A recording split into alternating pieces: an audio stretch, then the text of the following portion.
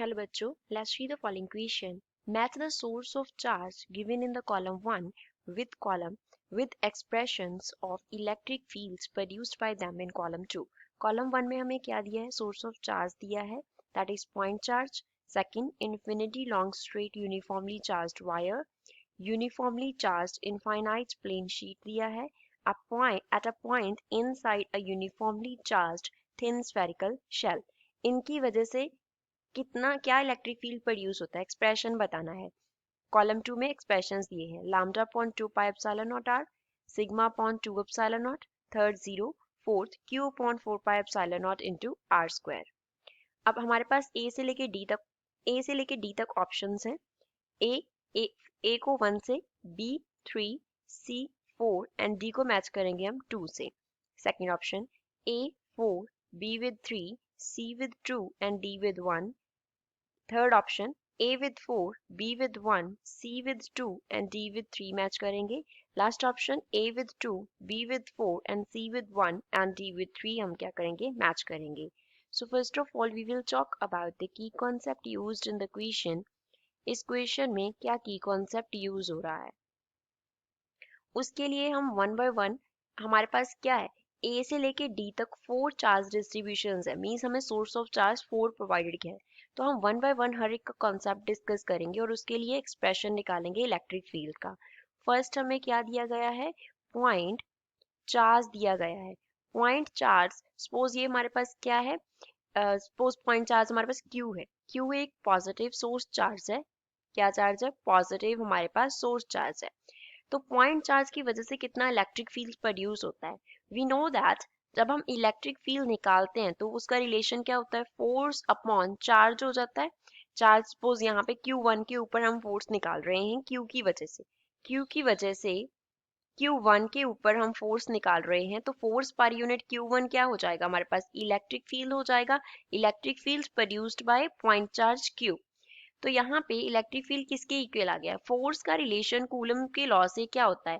It is equals to 1 by 4 pi epsilon not Q into Q1 product of charges upon में क्या होता है? उन चार्जेस के बिटवीन कितना डिस्टेंस है उसका हमारे पास स्क्वायर होता है, r का स्क्वायर.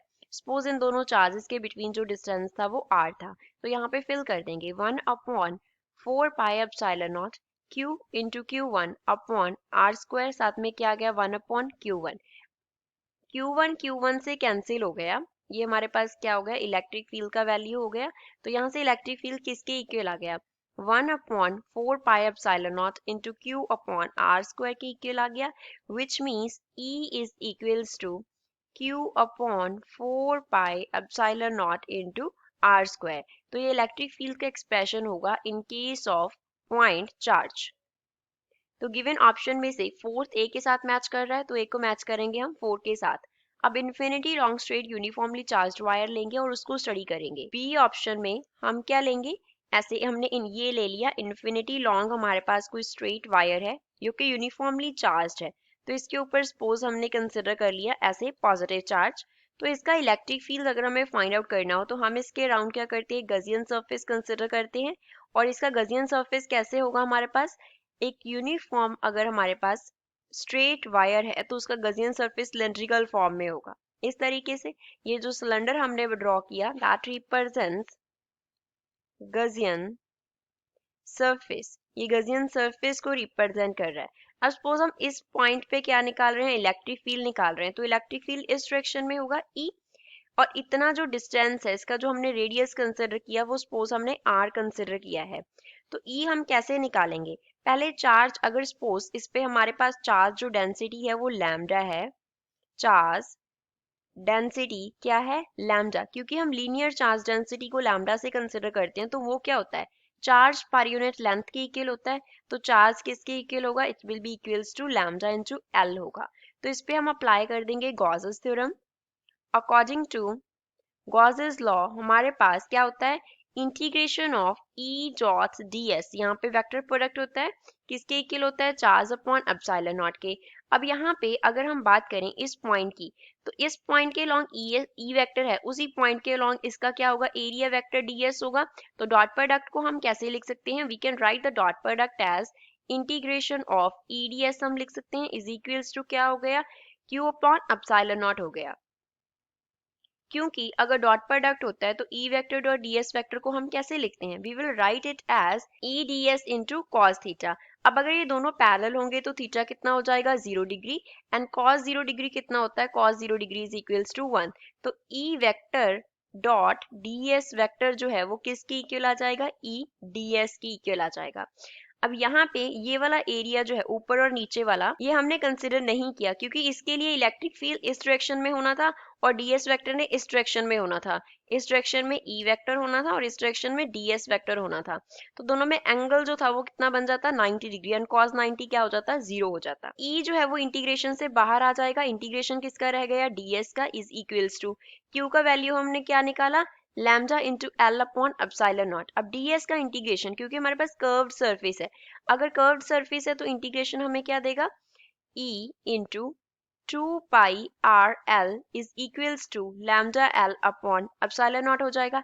L से L कैंसिल हो गया तो E का जो वैल्यू है वो हमारे पास क्या बन गया, lambda upon 2 pi r into epsilon naught. तो इन्फिनिटी लॉन्ग स्ट्रेट वायर की वजह से इतना इलेक्ट्रिक फील्ड जो है वो प्रोड्यूस होता है। तो गिवन एक्सप्रेशन में से B को हम मैच करेंगे विद नंबर 1। अब थर्ड की बात करते हैं, uniformly charge infinite plane sheet. C में हमने क्या कंसिडर करना है, एक प्लेन शीट कंसिडर कर लेना है इस तरीके से। ये हमारे पास सपोज क्या हो गया, प्लेन शीट हो गया, चार्ज शीट। तो इसका जो हमारे पास गज़ियन सरफेस होगा वो भी हम इस तरीके से सिलेंड्रिकल फॉर्म में क्या करेंगे, कंसिडर करेंगे। अब अगेन इस पे हम क्या कंसिडर कर लेते हैं, शीट पे पॉजिटिव चार्ज जो है वो कंसिडर कर लेते हैं, पॉजिटिव चार्ज। तो इसका जो इलेक्ट्रिक फील्ड होगा वो किस डायरेक्शन में होगा, इस डायरेक्शन में E वेक्टर, और इस तरफ अगर हम देखेंगे तो इस डायरेक्शन में क्या हो जाएगा, E वेक्टर। इस सरफेस का एरिया वेक्टर ds वेक्टर इस डायरेक्शन में होगा, दोनों पैरेलल हो गए। इसका इस डायरेक्शन में होगा तो E वेक्टर ds वेक्टर दोनों पैरेलल हो गए। लेकिन अगर कर्व्ड सरफेस की हम बात करें तो उसके लिए एरिया वेक्टर क्या हो जाएगा, परपेंडिकुलर टू इलेक्ट्रिक फील्ड। अगर परपेंडिकुलर टू इलेक्ट्रिक फील्ड हो गया तो कर्व्ड सरफेस का हम इलेक्ट्रिक फील्ड कंसिडर नहीं करेंगे, क्योंकि उसमें फ्लक्स क्या हो जाएगा, 0 हो जाएगा। So we will write again Gauss's law से E vector dot ds vector is equals to Q upon epsilon naught। अब क्योंकि हमारे पास टू सर्फेसेस हैं, फर्स्ट ये सर्फेस है और सेकंड ये सर्फेस है, तो हम यहाँ पे क्या फैक्टर ऐड करेंगे, टू का फैक्टर एक ऐड कर देंगे, हमारे पास डबल फ्लक्स होगा।